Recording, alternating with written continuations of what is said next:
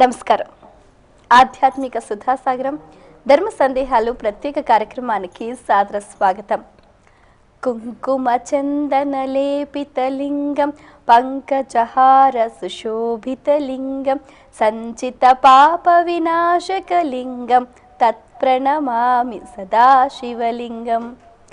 మహాశివరాత్రి పర్వదినాన్ని పురస్కరించుకొని ప్రేక్షకులంతా శివనామస్మరణతో అభిషేకాలు, పూజా ద్రవ్యాలు, అలాగే కళ్యాణోత్సవాలు, ఉత్సవాలు, ఊరేగింపులు ఇలా వీటితో ఆధ్యాత్మిక సాగరంలో కోలాహలంతో ఉన్నారు. అయితే ఈ నేపథ్యంలో శివుని ఆరాధనలో ఉన్న అంతరార్థం ఏమిటి, అసలు జాగారం ఎందుకు చేయాలి, ఉపవాసం ఎందుకు చేయాలి, ఇలా ఎన్నో రకాల అంశాలకు సంబంధించి ప్రేక్షకులు ఉత్తరాల ద్వారా వారి సందేహాలను మన ఈ కార్యక్రమానికి రాసి పంపించారు. వాటన్నిటికీ శాస్త్రీయ సమాధానాలు అందించడానికి మన ముందున్నారు తెలుగు, సంస్కృతం, ఆంగ్ల భాష అనువాదకులు, రామాయణ ప్రవచనానికి పర్యాయపదంగా నిలిచిన వారు, లలితా సహస్రనామ ప్రవచనకర్త, ఆధ్యాత్మికవేత్త, రచయిత, గ్రంథకర్త, మీ అందరికీ సుపరిచితులైన డాక్టర్ మైలవరపు శ్రీనివాసరావు గారు. వారితో మాట్లాడి మరిన్ని విషయాలు వారి మాటలు తెలుసుకుందాం. ఈనాటి కార్యక్రమాన్ని ప్రారంభిద్దాం. నమస్కారం అండి. నమస్కారం అమ్మా.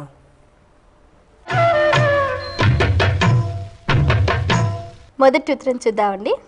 మల్కాజ్గిరి నుంచి సాత్విక్ రాస్తున్నారు. మహాశివరాత్రి అంటే శివుడు జన్మించిన రోజా, తెలియజేయగలరు అంటూ రాస్తున్నారు. మహాశివరాత్రి అంటే శివుడు జన్మించిన రోజు కాదు. శివాచ సా రాత్రిశ్చ శివరాత్రి. శివము అంటే మంగళం, శుభాలని మంగళాలని కలిగించే రాత్రి కాబట్టి ఈ రాత్రి శివరాత్రి. శివ అంటే శివుడు, శివా అంటే శివుని యొక్క భార్య అని పార్వతి. శివశ్చ శివాచ శివం, ఆ ఇద్దరు కలిపితే శివులు అవుతారు. శివయో రాత్రి శివరాత్రి. అయ్యవారు అమ్మవారు ఏకకాలంలో అనుగ్రహాన్ని భక్తులకి ఇచ్చేటటువంటి రాత్రి శివరాత్రి. ఇది రెండో అర్థం, శివయో రాత్రి. ఇక మూడోది ఉంది, ఏ శివుడు రాత్రి స్వరూపంలో కనిపిస్తాడో, ఏ శివుడు ఆధారభూతుడై రాత్రిని ఏర్పాటు చేశాడో అది కూడా శివరాత్రి. స్థాణు రుద్ర ఉమాపతి. స్థాణు మొత్తం ఈ ప్రపంచాన్ని అంతటినీ కూడా అలా నిలబడి ఉండేలా చేసి, ఆ నిలబడి ఉండడానికి ఆధార స్తంభంగా తానుంటూ ఆ స్థితిని కనిపింపచేసే, మనందరికీ కనిపింపజేసే రాత్రి శివరాత్రి. ఉదాహరణకి ఇటొక 7 అంతస్తుల భవనం, అటొక 7 అంతస్తుల భవనం ఉంటే ఆ భవనం మొత్తం ఒక స్తంభానికి ఇలా ఏటవాలుగా రెండు ప్రత్యేకమైనటువంటివి బలమైనటువంటి ఆధారాలను ఏర్పాటు చేసి, ఈ బలమైన ఆధారం మీద ఒక కట్టడం, 2, 3, 4 అలా 7 కట్టడాలని ఇటు అటు బలమైనటువంటి అడ్డంగా ఉండే కమ్మెల మీద ఏర్పాటు చేస్తే, అంత బలమైన ఈ రెండు వైపులు ఉన్నటువంటి నిర్మాణాలకి ఆధారభూతంగా ఏ స్థాణువు, బలమైనటువంటి స్థాణువు అంటే స్తంభం ఉందో, అటువంటి స్థాణువులా నిలబడుతూ తాను ఇటు 7 లోకాలని అటు 7 లోకాలని అలా బలిష్టంగా పట్టుకుని నిలబడే శక్తి ఉన్నటువంటి వాడు శివుడైతే, అటువంటి స్థాణువునకు సంబంధించిన రాత్రి శివరాత్రి. అంటే లోకాలు పైన 7 కింద 7 కదండి ఉంటాయి. ఇటుపక్క అటుపక్క ఏమిటంటే మనకి ఉదాహరణ అందించేందుకు తెలియచెప్పబడ్డ మాట. కానీ మొత్తం ఉన్నటువంటి భారాన్ని అంతటినీ పైన 7 కింద 7 లోకాలన్నింటినీ పట్టి నిలబెట్టగలిగిన ఆ స్థాను రూపంగా శివుడు కనిపించేది. ఇలా ఉన్నటువంటి స్తంభానికి ఇటు 7 ఏటవాలుగా పెద్ద బద్దెల్ని ఏర్పాటు చేసి వాటి మీద 7 లోకాలని నిలబెట్టి, మళ్ళీ ఇటు దీన్ని ఇటుపక్క 7గా నిలబడి ఇటు 7 పక్కగా నిలబడి చేసి ఆ మొత్తాన్ని ఒకసారి అలా మోయగలిగిన తరం కలిగిన వాడు శంకరుడు. రెండు వైపులా ఉండడం కాదు, ఇటువైపు ఈ క్రింది వైపు మధ్యలో తాను నిలబడ్డా. 1 2 17,28,000 సంవత్సరాల క్రితయుగం, 12,96,000 సంవత్సరాలు ఉండేది త్రేతాయుగం, 8,64,000 సంవత్సరాలు ఉండేది ద్వాపరం, 4,32,000 కలియుగం. ఇదంతా కలిపితే మహాయుగం. ఇట్లాంటి 27 మహాయుగాలు అయిపోయాక 28వ మహాయుగంలో ఇప్పుడు కృత, త్రేత, ద్వాపర దాటి కలియుగంలో ప్రథమ పదంలో మనం ఉన్నాం. ఈ రోజులన్నిటికీ మధ్య రోజు ఏది అవుతుంది అంటే శివరాత్రి రోజు అవుతుంది. ఉదాహరణకి 24 గంటల కాలం ఉంటే 24 గంటల కాలానికి ఇన్ని గంటలైతే, అన్ని గంటలకి అన్ని నిమిషాలైతే, అన్ని నిమిషాలకి అన్ని సెకన్లు అయితే, అన్ని సెకన్లోనూ మధ్య సెకను ఏదో అది స్పష్టంగా శివరాత్రి లాంటిది అనమాట. అంటే సెకను శివరాత్రి అని కాదు, అంత మధ్యమంగా కనిపించేది ఏదో అది. అలాగే ఇన్ని రోజుల్లోనూ ఇన్ని యుగాల్లోనూ ఈ మొత్తం ఉండేటటువంటి అంతకాలానికి మధ్యగా ఉండే రాత్రి ఏదో ఆ రాత్రి శివరాత్రి. ఇటువంటి శివరాత్రి శంకరుడు తన యొక్క అమోఘమైన పటిష్టతని, సమర్థతని, ధారణ చేసేటటువంటి శక్తిని, కాలాన్ని నడిపించేటటువంటి విధానం తన అదుపులో ఉందని చెప్పేటటువంటి పద్ధతిని కలిగించే రాత్రి శివరాత్రి.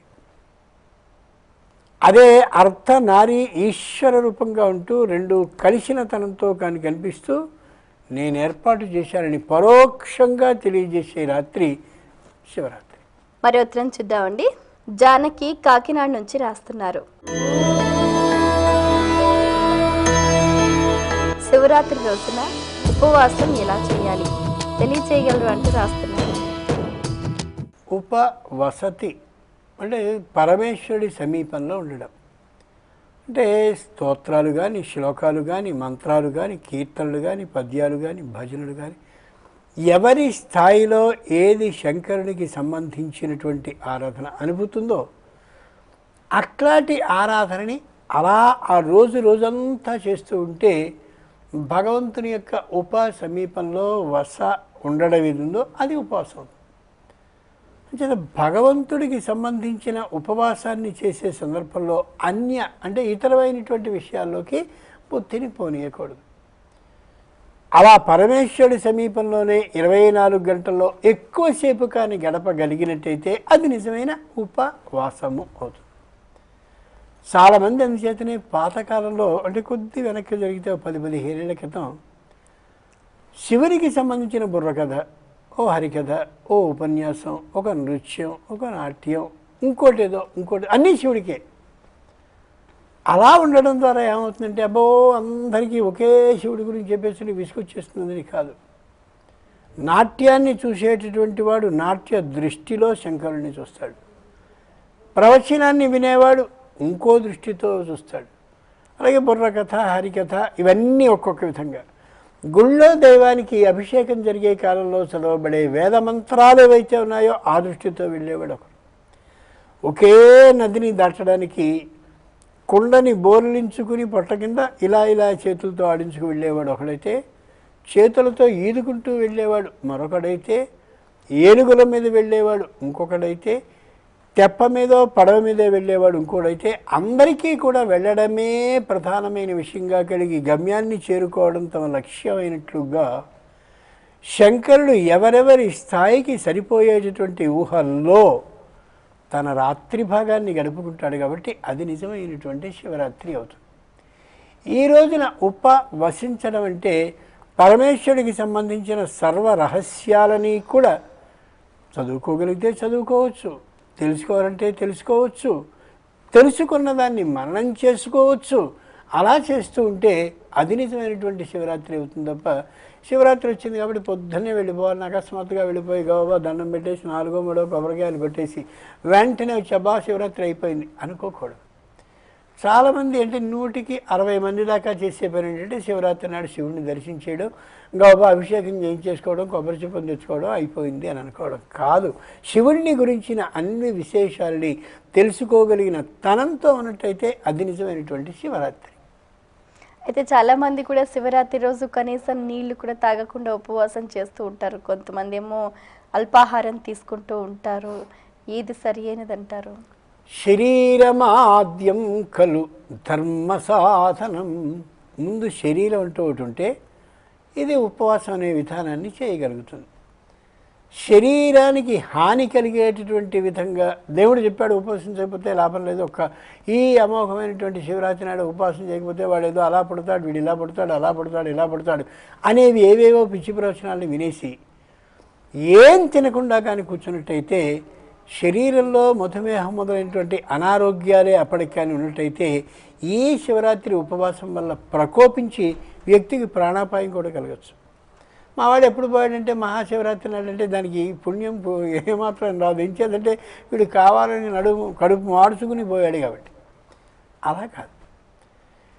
ఏ ఉపవాస పదానికి అర్థం తెలిసి మనం చేస్తామో అది నిజమైన ఉపవాసం. అంచేది ఏం చేయాలి? ఆ రోజున అన్నానికి బదులుగా, అన్నం కంటే తక్కువగా, అన్నం తినగానే ఎలా అయితే నిద్ర వచ్చేటటువంటి అవకాశం వస్తుందో, కళ్ళు మూతలు పడుతుంటాయో అలా ఉండకుండా ఉండేలా నిరాహారో భవేదేక ప్రత్యామ్నాయ విధానత. అన్నానికి బదులుగా దేన్నో ఒకదాన్ని తీసుకుని కానీ చేసినట్టయితే దృఢంగా ఉంటుంది బుద్ధి, కళ్ళు మూతలు పడే తనం ఉండదు. చేయవలసిన కర్తవ్యం ఏ అభిషేకం అయితే ఉందో దాని మీద దృష్టి కుదురుతుంది. కాసేపు శరీరాన్ని నిలుపుకోగలం కాబట్టి భయపడాల్సిన అవసరం లేదనే ధైర్యం వస్తుంది. అంచేత శివరాత్రి నాడు ఏదో కొంత ప్రసాదంగా స్వీకరించి అభిషేక కాలం వరకు తెల్లారుజాము వరకు ఉండడం సరైనటువంటిదే తప్ప మంచినీళ్ళని కూడా తాగను, నేను అది తినను ఇది తినను అని మొండి ఉపవాసం, కటిక ఉపవాసం చేసినట్టయితే అది నేరమే అంది శాస్త్రం. కటిక ఉపవాసాన్ని చేయడం, మధ్యలో ఎక్కడో అకస్మాత్తుగా అనారోగ్యానికి గురవడం, వెంటనే ఆసుపత్రి పాలవడం, శివరాత్రి నాడు ఇదిగో ఇలా చెప్పారండి ప్రాచీనులు, వాళ్ళ ఆలోచనలు లేవు, వాళ్ళకి కనీసం బుద్ధి జ్ఞానం కూడా లేవు, ఎంత కష్టం మాకు వచ్చిందో అనడం, దీనివల్ల ఇంకోడు మానాలి అని అనుకోవడం, ఇది ఏమాత్రమూ సరికాదు. అంచేత ఎంతవరకు ఆహారం మనం తీసుకోవాల్సి వస్తుందో అంతకంటే తక్కువలో, అంతకంటే తక్కువ పరిమాణంలో బలవర్ధకమైన ఆహారాన్ని తీసుకుని ఉపవసించేంత అవకాశాన్ని కలగ చేయడం ఏదైతే ఉందో చేసుకోవడం అది నిజమైన ఉపవాసం. అదే పరమేశ్వరం. చూద్దామండి. ఈమెయిల్ ద్వారా శైలజ రాస్తున్నారు, జాగరణలోని అంతరార్థం ఏంటి, ఎలా చేయాలి తెలియచేయగలరు అంటూ రాస్తున్నారు. జాగరణము అంటే తనని తాను మేల్కొనేలా చేసుకోవడం అని అంటారు. జాగృతి అంటారు సంస్కృతంలో. జాగృతి మేల్కోవడం.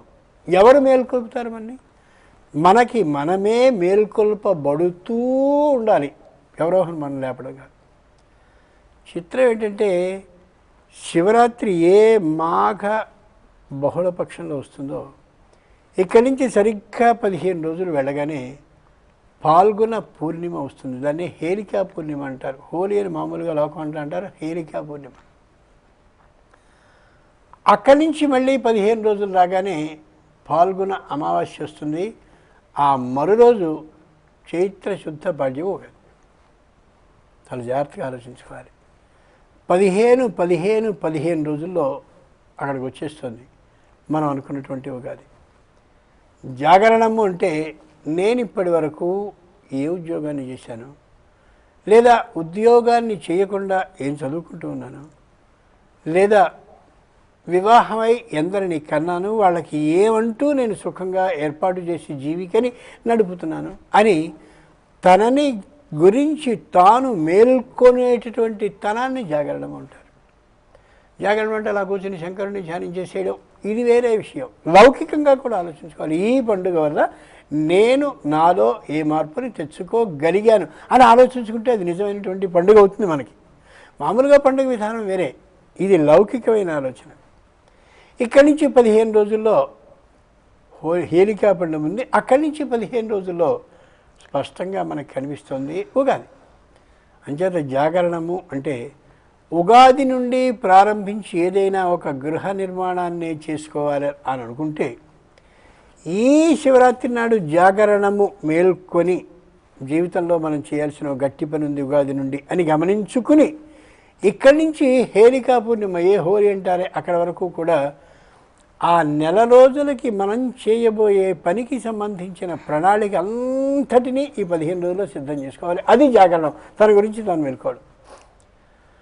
హేళికా పూర్ణిమ నుంచి ఉగాది వరకు కూడా ఈ వేసుకున్నటువంటి ప్రణాళికకి కావలసిన వస్తువులన్నింటినీ సమీకరించుకోవడం ఏదుందో అది జాగరణం, మేల్కోవడం. ఆ ఆలోచన, ఈ అమలుకి కావలసిన వస్తువులు, ఈ రెండూ కలిపి మనం కానీ ఉగాది నుండి ప్రారంభించుకున్నట్లయితే పనిని పూర్తిగా అది నెరవేరినట్లే విజయవంతం అవుతుంది. అంచేత విజయానికి కావలసినటువంటి ఏ ప్రణాళిక అమలు, ప్రణాళిక అని ఉన్నాయో ఆ రెండూ చేసుకోవడానికి ఇదిగో ఈరోజు జాగరణము మేల్కోవాలి. ఇన్ని సంవత్సరాలు వచ్చాయా ఇంకా ఇల్లు కట్టుకోలేదా నేను? ఇన్ని సంవత్సరాలు వచ్చాయి ఇంకా ఈ పని చేయలేదా? ఇన్ని సంవత్సరాలు వచ్చాయి ఇంకా ఇది బాకీగానే ఉందా అని తననిగా గురించి తాను మేల్కోవడం ఏదో అది నిజమైన జాగరణ. దురదృష్టవశాత్తు మన వాళ్ళు మామూలుగా ఒకే టికెట్ మీద 3 సినిమాలు అంటే అది వెడితే అది జాగరణ కిందికి రాదు. ఇంచేత దృష్టి అంతా వేరు వాటిని చూస్తూ ఉంటుంది. ఆ వేరు వాటిని చూసినప్పుడు శివుడి దగ్గర ఉపవసించిన పుణ్యం మనకి ఎలా వస్తుంది? అంచేత శివుడి దగ్గర ఉపవసిస్తూ అంటే శివుడికి సంబంధించిన విశేషాలు తెలుసుకుంటూ దానిలో మనకి సంబంధించినటువంటి స్వప్రకృతాన్ని గురించి ఆలోచించుకుంటూ నేనేం చేయాలి అని ఆ విధంగా ఆలోచించుకుని ప్రణాళికని అమలు చేసుకునేందుకు తగినటువంటి ఒక ఆలోచనని చేసుకోవడం ఏదుందో అది శివరాత్రి యొక్క లక్షణం కూడా. అలా ఆలోచిస్తే బాగుంటుంది. అయితే చాలామంది కూడా శివరాత్రి రోజు ఏదో పనిలో నిమగ్నం అయిపోయి తెల్లవార్లు మెలకువతోటి ఉండి జాగరణ ఫలితం వస్తుందా అని అడుగుతూ ఉంటారు. నిజమేనా? ఖచ్చితంగా శంకరుడికి సంబంధించిన విశేషాలని మనవి చేసుకుంటూ ఉన్నట్లయితే, హృదయానికి మళ్ళీ తెలియచెప్పుకుంటూ ఉన్నట్లయితే, ముఖ్యంగా ఆ శివరాత్రి నాడు ఆ మొత్తం అంతా రాత్రి కాలము చేస్తే తప్పక ఫలితం ఇచ్చి తీరుతాడు. ఎంచేత ఏ మహానుభావుని ఆయన శంకరాచార్యుల వారు ఉన్నారో ఆ శంకరాచార్యుల వారిని శంకరాచార్యుల వారి తల్లి ప్రార్థించింది శివరాత్రి నాడే. అయా నాకు సంతానాన్ని ఇప్పించు. ఆ సంతానం మాకేదో తలకరువు పెట్టి ఏదో చేయాలి ఆలోచన కాదు. ప్రపంచాన్ని అంతటినీ కూడా సర్వే జనా సుఖినో భవంతు అనేలా ఆ ఆలోచనకి కలిగేలా, ఆ ఆలోచనకి వచ్చేలా మార్పు చెందించే ఉత్తమ పుత్రుడిని నాకు అనుగ్రహించు ఆవిడ ప్రార్థించింది. అంచేత ఒక మార్పుని స్వయంగా ఆహ్వానిస్తూ ప్రణాళికని అమలు చేసుకునేందుకు కావలసినటువంటి ప్రణాళికని రచించుకునే రోజు మహాశివరాత్రి రోజు. ఎంత గొప్ప ఆలోచన ప్రాచుర్యం చేస్తారు. అలా చేసినట్టయితే పని విజయవంతంగా ముగుస్తుంది, అనుమానం లేదు. మరి ఉత్తరం చూద్దామండి. జనార్దన్ గుంటూరు నుంచి రాస్తున్నారు. శివరాత్రి నాటి అభిషేక విశిష్టత ఏమిటి తెలియచేయగలరు అంటూ రాస్తున్నారు. ప్రథమో దైవ్యోభిషక్. శంకరుడి యొక్క పేర్లలో ఒకటి భిషక్ అనేది. వైద్యుడికి భిషక్కుకి భేదం ఉంది. వైద్యుడు అంటే మనం ఏదైనా ఆయన దగ్గరికి వెడితే నీకు ఫలాని వ్యాధి ప్రవేశించింది లేదా రాబోతోంది లేదా బాగా బలంగా వచ్చి ఉంది అని తెలియజేస్తూ ఆ వ్యాధిని నిరోధించడానికి సమూలంగా తుడిచిపెట్టుకునేలా పోవడానికి ఏ ఔషధాలు కావాలో ఆ ఔషధాలను ఇలా రాసేసి నువ్వు కొనుక్కో అని ఇస్తాడే ఆయన వైద్యుడు. ఆ ఇయ్యబడ్డటువంటి ఔషధాల జాబితాకి అనుగుణంగా ఔషధం దొరకచ్చు, దొరక్కపోవచ్చు. దొరికితే ప్రయోజనం ఉంటుంది, దొరకకపోతే మళ్ళీ ఇబ్బంది పడుతుంది. అది ఏ విధమైన ఆ విశేషాలన్నింటినీ అనుగ్రహిస్తాడో, ఈ మందులు మాత్రమే వాడు అని రాయిస్తాడో ఆయన వైద్యుడు.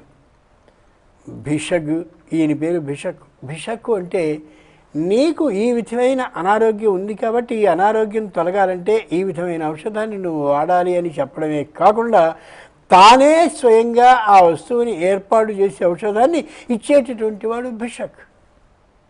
ప్రథమో దైవ్యో భిషగ్. ఈయన అట్లాంటి పని చేస్తాడు. కాబట్టి ఎక్కడో ఉండేటటువంటి మందులు అమ్మేటటువంటి చోటుకి వెళ్ళడం, తెచ్చుకునేది ఆ మందు ఈ మందు ఒకటేనా అనుకోవడం, ఇవేవో పరీక్షలు చేసుకోవడం ఏ అవసరమూ లేకుండా నీకు ఇది పనిచేస్తుందనే ఔషధాన్ని ఇచ్చేటటువంటి నిజమైన వైద్యుడు ఎవరు అంటే భిషక్ అయినటువంటి శంకరుడు మాత్రమే. అటువంటి ఆయనకి అభిషేకాన్ని చేస్తే ఏ ఫలంలో ఎంత ఆయుర్వేద లక్షణం అంటే రహస్యం, వైద్య రహస్యం ఉందో, ఏ పండులో ఎంతటి బలవర్ధక శక్తి నిండి ఉందో, ఏ ఫలంలో ఏ విధమైన వ్యక్తికి ఉత్సాహాన్ని నింపే శక్తి ఉంటుందో, ఏ ఫలాన్ని కానీ స్వీకరిస్తే ఉన్న శక్తి అంతా మొత్తం తొలగిపోతుందో, అలా ప్రపంచంలో ఉండేటటువంటి అన్నిటికీ సంబంధించిన శక్తిని, దానిలో ఉన్నటువంటి శక్తిహీనతని అంటే శక్తిని తొలగించే విధానాన్ని రెంటినీ కూడా స్పష్టంగా కళ్ళ ద్వారా చెప్పగలిగిన శక్తివంతుడు శంకరుడు. తెల్లవారుజామునే ఆయనకి సంబంధించిన శతరుద్రి అభిషేకాన్ని కానీ చేస్తూ ఉన్నట్టయితే ఆ ద్రవ్యాల ద్వారా వ్యక్తికి ఏ ద్రవ్యాలు కావాలో అని అర్థమవుతుంది, కావలసిన వస్తు ద్రవ్యాల యొక్క లోటు ఏమిటో కూడా తెలుస్తుంది. ఆ లోటుని పూర్తి చేసుకోవడం, అభిషేకాన్ని చేసుకుని తీరా లోటుని పూడ్చుకునేందుకు అనే రహస్యం కూడా మనకి బోధపడుతుంది. అంతటి అద్భుతమైన శక్తిని, వ్యక్తికి ఉత్సాహాన్ని, బద్ధకం లేనితనాన్ని ఇయ్యగలిగిన అద్భుతమైనటువంటి పండుగ మహాశివరాత్రి. దాన్ని అలా ఆలోచించుకోవాలి. అంచేత అభిషేకాలు చేసేటప్పుడు ఏ అభిషేక ద్రవ్యానికి ఎంతెంత శక్తి ఉందో, ఏ విధమైన ఆయుర్వేద శక్తి ఉందో, అది వ్యాధిని నిరోధించగలిగిన సమర్థమవుతుందో లోకం అంతటికీ కూడా తెలిపే రాత్రి శివరాత్రి. అయితే ఈ అభిషేకం కూడా 4 జాములలో తప్పనిసరిగా చేయాలంటారు కదండి. మరి అది అందరికీ సాధ్యం అవుతుంది, అవ్వదు? అలాంటప్పుడు ఎలా ప్రత్యామ్నాయం ఏమన్నా ఉందా? 365 రోజుల్లో 364 రోజులు నీకు సాధ్యం కాకపోవచ్చు. ఈరోజు ఇక్కడే చేయాలంటే ఆ రోజే నాకు పని ఉందంటే నష్టపోయేది భగవంతుడా మనవా? ఖచ్చితంగా ఆ రోజుకి కావలసినటువంటి సెలవును లేదా రానని చెప్పడం అనే తనాన్ని ఏదైనా సరే ఈవేళ నా పండుగ అని చెప్పి ధైర్యంగా వెళ్ళి చేసుకోవాలి తప్ప అబ్బే అన్ని రోజులు కుదురుతుందండి ఇక్కడే కుదరలేదని అంటే నష్టపోయేది నువ్వే తప్ప పరమేశ్వరుడు కాడు. నాకు ఇది చాలా ఇష్టకరం అని ఆయన చెప్తున్నప్పుడు ఆ ఇష్టకరమైనటువంటి రోజున ఆ విధమైనటువంటి విధానాన్ని చేసుకోవడం ఉత్తమం. ఎవరిదో పుట్టినరోజు జరిగింది, లౌకికంగా ఆలోచిస్తే పుట్టినరోజు నాకు రావడం కుదరలేదని ఇంకో రోజున వెళ్ళిస్తే ఆనందిస్తాడు, కానీ అంత ఆనందించడుగా అంతమంది మధ్యలో. అంచేత ఈ రోజుని జార విడుచుకోకూడదు. తప్పనిసరి పరిస్థితుల్లో ఏదైనా కానీ జరిగినట్టయితే ప్రాయశ్చిత్తపూర్వకంగా మళ్ళీ శంకరుని దగ్గరికి వెళ్ళి అనుకున్నదంతా ముగించుకుని జ్ఞాన దృష్టితో తిరిగి రావాలి. చాలా సంతోషం అండి. మీ అమూల్యమైన సమయాన్ని కేటాయించి మహాశివరాత్రి పర్వతానికి సంబంధించి శివుని ఔన్నత్యాన్ని, విశిష్టతను చాలా చక్కగా మా అందరికీ వివరించినందుకు ధన్యవాదాలు. వీక్షించారు కదండి. మరి శివరాత్రికి తగ్గట్టుగా మీరు కూడా శివారాధనలో ఆ పరమేశ్వరుని మెప్పించి తరించండి. ఇంకా ఏవైనా ధర్మ సందేహాలు ఉంటే కూడా మా ఈ కార్యక్రమానికి క్లుప్తంగా సూటిగా రాసి పంపించండి. మా చిరునామా ధర్మ సందేహాలు, కేర్ ఆఫ్ భక్తి TV, road number 92, Jubilee hills, Hyderabad 5,96,000. మా ఇమెయిల్ ఐడి bhaktihyd@gmail.com. మరో కార్యక్రమంలో మళ్ళీ కలుసుకుందాం. అంతవరకు సెలవు. నమస్కారం.